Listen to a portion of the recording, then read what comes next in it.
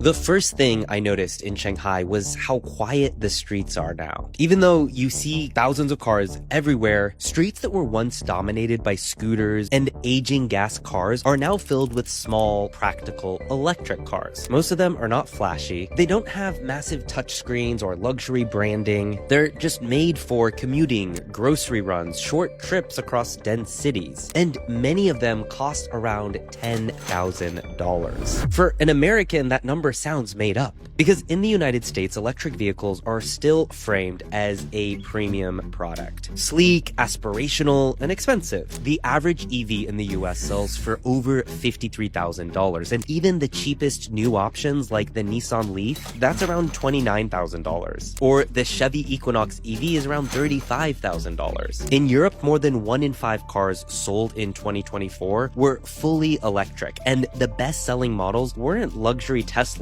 they were compact EVs priced closer to 25 or 30,000 euros. Or let's look at South America. EV sales grew by over 60% year over year. In Brazil, electric vehicle sales jumped by more than 90% year on year, driven almost entirely by electric cars that were priced around $20,000 to $25,000 from Chinese companies like BYD and GWM. But hold up, if these electric cars exist and they're so cheap and they work well, then why can't Americans buy them? The answer has very little to do with tech, safety, or consumer demand. It's the result of a long chain of policy decisions, industrial strategy, and political fear that stretches back more than a decade. To understand why these cars exist at all, you have to rewind to the early 2010s. At the time, China faced an uncomfortable reality. It had become the world's largest auto market, but it had almost no globally competitive car brands. Like,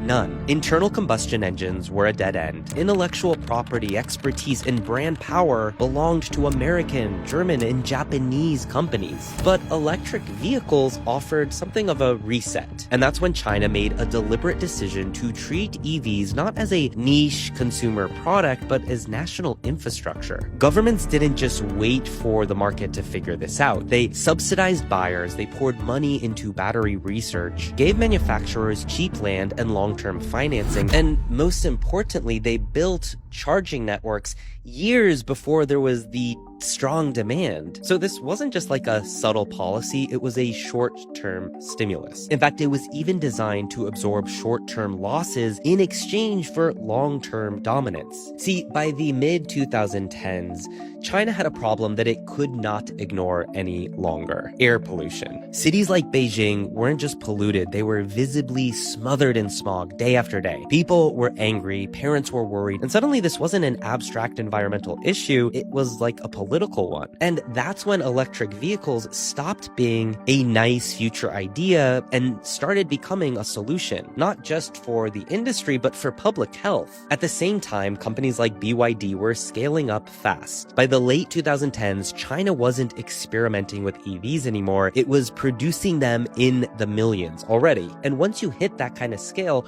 prices can fall, especially for batteries, which make up roughly 30 to 40% of an EV's costs. I mean, the more you build, the cheaper every unit becomes. China also made a very deliberate choice not to rely on anyone else. It didn't just assemble cars, it secured the entire supply chain, from lithium refining to battery cell manufacturing. And that control mattered because it locked in lower costs and insulated companies from global shocks. And by 2022, the results of all this were undeniable. China was producing more electric vehicles every year than the rest of the world combined. At that point, cheap EVs weren't the result of a breakthrough or a subsidy gimmick. They were the natural outcome of a decade-long bet on scale. Again, even if that meant losing money in the early years. Okay, so there's an often overlooked irony in all of this, and it's Elon Musk. In 2019, Tesla opened its Gigafactory in Shanghai. I mean, the factory was built in record time. And unlike almost every other foreign automaker, Tesla was allowed to operate without a Chinese joint venture. Elon repeatedly praised China's efficiency, regulatory speed, and manufacturing, and for good reason. China helped Tesla become profitable at a critical moment in its history.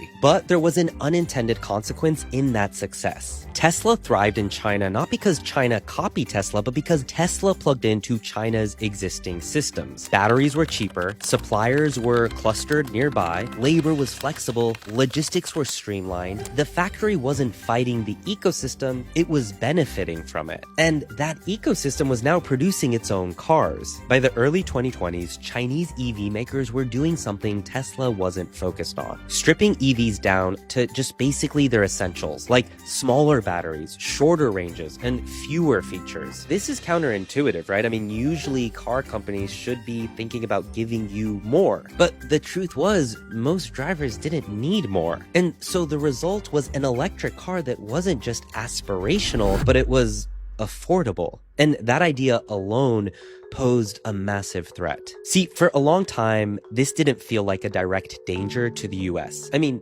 Chinese EVs were mostly just sold within China. They were compact, optimized for urban environments, and honestly seemed mismatched with American highways. But that assumption began to crack in 2018. And so as Chinese manufacturers improved build quality and quietly prepared to export, US policymakers started to realize this wasn't about luxury competition. It was about something else. Price. A Chinese EV didn't need to outperform a Ford or GM vehicle. It just needed to be good enough and much, much cheaper. And history offered a warning. The US had seen this movie before, with Japanese cars in the 1970s and South Korean cars in the 1990s. But this time, the stakes were higher. EVs aren't just another product category, they're the future of the auto industry. Europe hesitated, the US did not. During the US-China trade war, Section 301, tariffs created a legal and political foundation that could later be expanded to autos. And by the early 2020s, Washington had reached a quiet consensus. If Chinese EVs entered the US market freely, they would undercut domestic automakers before those companies had time to adapt. So instead of competing head-on, the US shut them out. In 2024, the US imposed a 100% tariff on Chinese electric vehicles. Officially, the move was justified as a response to unfair subsidies and national security concerns. But economically, the move was blunt and decisive. A $10,000 car doesn't become $12,000 under these rules. I mean, once you add tariffs, shipping, regulatory compliance, dealer margins, and profit, well, the entire value proposition of this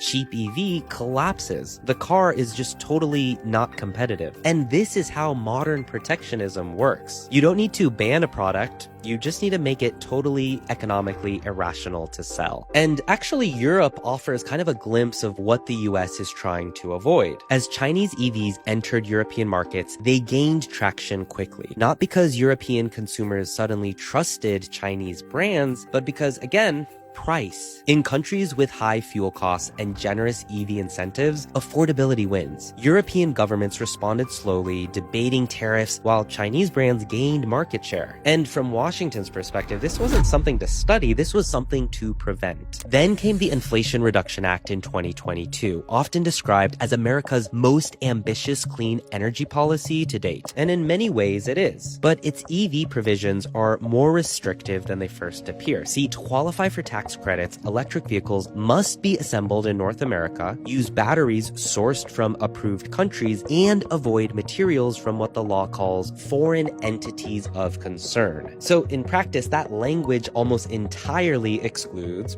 China. So even if a Chinese EV somehow could clear tariffs, it wouldn't qualify for subsidies. American consumers would face a narrow set of options: either buy a more expensive domestic EV with incentives, or pay full price for an imported one without them. Now, all of this might seem bad to the consumer, and objectively it is, but the stated goal of these policies is to protect American jobs and American manufacturing. And in short term, they kind of succeeded. And in practice, these policies give US automakers some breathing room. They buy time to update factories, lock in battery suppliers, and manage the transition without being immediately undercut by much cheaper imports. But here's where the story gets uncomfortable. The US didn't block cheap Chinese EVs because they were unsafe, it blocked them to protect American car companies, with the biggest company being Tesla. But here's the twist. Tesla sales are down. EV adoption in America is slowing, and in some months it's flat, in others it's falling. And the US is basically the only major market where this is happening. So at the same time the US blocked cheaper EVs from coming in, it also started pulling back EV subsidies. So prices stayed high, incentives shrank, and buyers quietly stepped away. So the protection froze the market right at a price that most people don't want to pay. If cheaper electric cars were available, more people would simply be buying EVs. Instead, the US is choosing a slower, more controlled transition that protects the domestic industry first, even if it delays widespread adoption. So when people ask, why can't Americans buy a $10,000 cheap